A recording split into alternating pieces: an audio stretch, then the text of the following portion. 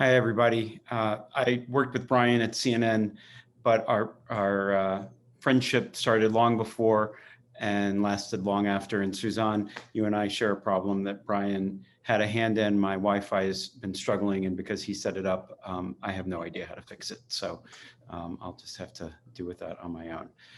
I met Bryan in Chicago, and he was editor of Ebony and Jet. We became fast friends, and we'd connect when I was in Chicago or when he was in DC. And a few years later, CNN was looking to hire an editor for our new digital politics team. And I told the editor-in-chief that she had to meet this fella, Bryan Monroe. She did, and instantly fell in love, which should be of no surprise to anybody who can hear my words today. I was beaming from ear to ear when I learned that he was going to be joining us in the CNN Washington bureau. I think that what struck everybody at CNN, and dare I say, everybody who knew him, is that he was just such a remarkable bridge builder. Suzanne called him a great connector.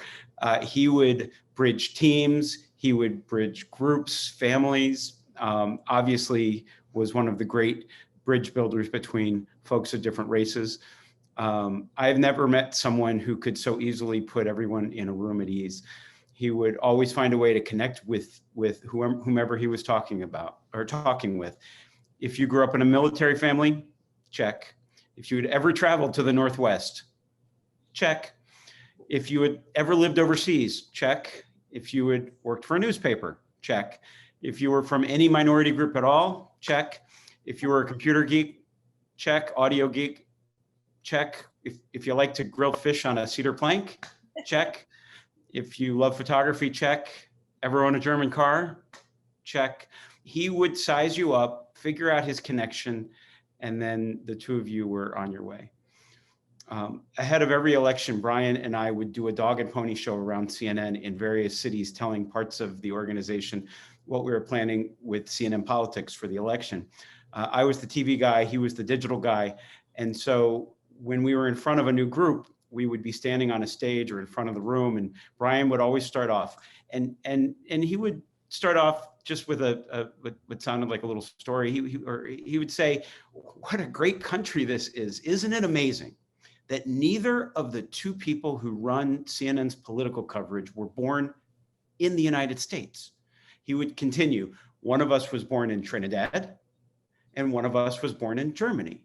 And yet here we are, never prouder than to be people to help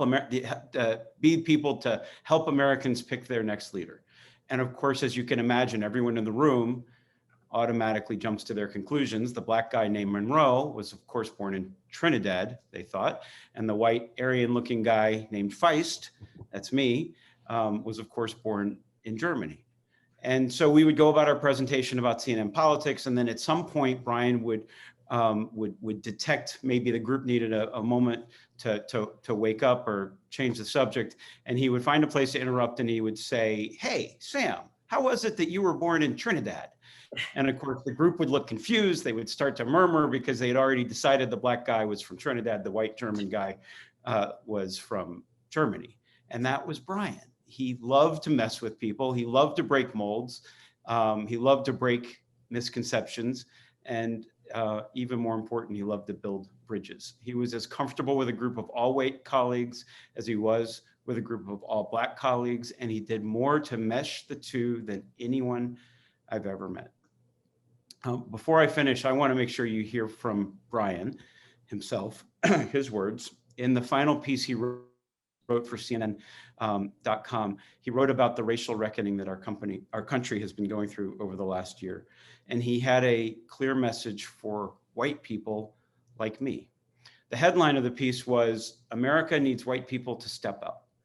And here's what Bryan wrote. Quote, his words. "So right now, what can you do about it? As a start, you can open yourself up to our daily reality.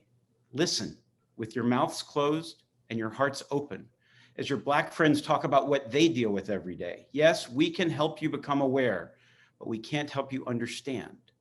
Read great works like White Fragility. Why is it so hard for white people to talk about racism?